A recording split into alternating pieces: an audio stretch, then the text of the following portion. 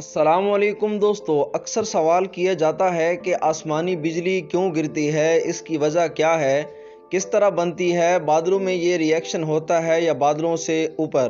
ماہرین اس کا جواب دیتے ہیں کہ آسمانی بجلی اونچے بادلوں میں پیدا ہوتی ہے جنہیں کیومولوس بادل کہا جاتا ہے۔ آسمانی بجلی برقسکونی کی ایک مثال ہے جس کا ہم عام مشاہدہ کرتے رہتے ہیں۔ اگر اونی سویٹر یا بالوں سے پلاسٹک کا ایک ٹکڑا ٹکرا جائے تو وہ دھاگے اور کاغذ کے ٹکڑوں کو اپنی جانب کشش کرتا ہے، جو برق سکونی کی ایک مثال بھی ہے۔ بارش کے دوران بادل میں پانی کے قطرے انتہائی سرد ہو کر برفیلے ذرات میں تبدیل ہو جاتے ہیں اور بارش برسنے سے بادل کے اوپری حصے پر مثبت چارج آ جاتا ہے جبکہ بادل کے نچلے حصے پر منفی چارج بن جاتا ہے۔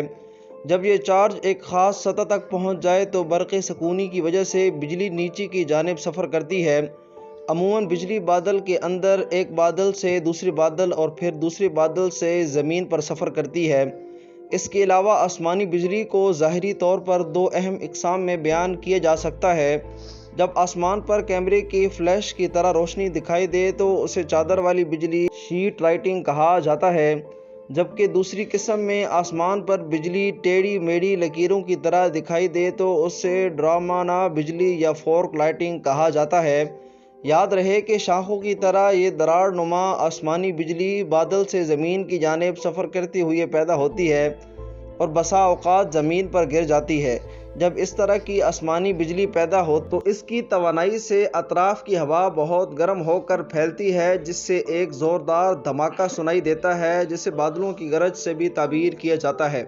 ہماری زمین پر موجود اشیاء پر عموماً مثبت چارج ہوتا ہے اور یوں بجلی کا کڑاکا زمین کی جانب لپکنے کی کوشش کرتا ہے جسے زمین پر بجلی گرنا کہتے ہیں۔ اس سے جنگلات میں آگ لگ جاتی ہے اور لوگ اور جانور جل کر راکھ ہو جاتے ہیں۔ گرج چمک سے تمام پودوں کو بہت فائدہ ہوتا ہے۔ پودوں کو نائٹروجن کے مرکبات یعنی نائٹروڈسک درکار ہوتے ہیں۔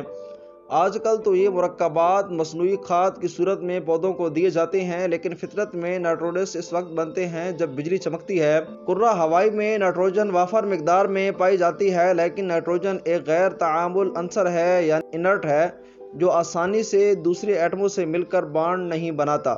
جب بجلی چمکتی ہے تو اس قدر توانائی خارج ہوتی ہے کہ اس توانائی سے نائٹروجن کے مالیکیولز کے بانڈ ٹوٹ جاتے ہیں اور نائٹروجن کے ایٹم آکسیجن کے ساتھ مل کر نائٹروجن ڈائی آکسائیڈ بناتے ہیں جو بارش کے پانی میں حل ہو کر نائٹریٹ بناتے ہیں۔ یہ نائٹریٹ پودوں کی جڑوں میں پہنچتے ہیں تو پودے انہیں اپنی خوراک کے طور پر استعمال کرتے ہیں۔